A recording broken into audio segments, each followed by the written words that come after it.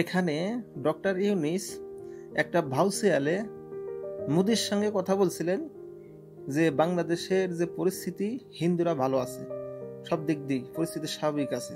নরেন্দ্র মোদীকে বলছিলেন যে আপনি আসে বাংলাদেশে দেখেন, সফরের জন্য আমন্ত্রণ জানানো হয়েছিল। সুতরাং নরেন্দ্র মোদী সম্পূর্ণভাবে তার এই আবেদনকে প্রত্যাখ্যান করছে এবং নরেন্দ্র মোদী অন্যভাবে বাংলাদেশের ভিতরে যেরকম সরকারি কর্মচারী কর্মকর্তা আছে অথবা পুলিশ প্রশাসনের ভিতরে ভারতের গোয়েন্দা সংস্থা আছে এদের মাধ্যমে একটা বাংলাদেশের পরিস্থিতিকে উত্তপ্ত করার জন্য ষড়যন্ত্র লিপ্ত আছে। আর এই কাজগুলো মনে করেন যে সাহায্য সহযোগিতা করতেছে বাংলাদেশের যে রাষ্ট্রপতি সাহাবুদ্দিন আহমেদ, আওয়ামী লীগের চুপ্পু।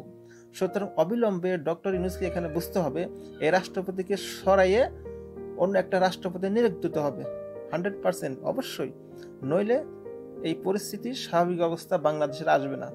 অবিলম্বে আপনার এই রাষ্ট্রপতিকে এখান থেকে ক্ষমতাচ্যুত করে অবসরে পাঠায় নতুন রাষ্ট্রপতি নিয়োগ দিতে হবে। যদি না দেন তাহলে ইন্ডিয়ারা বাংলাদেশের যে রয়ের যে গোয়েন্দা সংস্থা আছে অতি সহজেই এই পরিবেশ উত্তপ্ত করতে সহজ হইতেছে।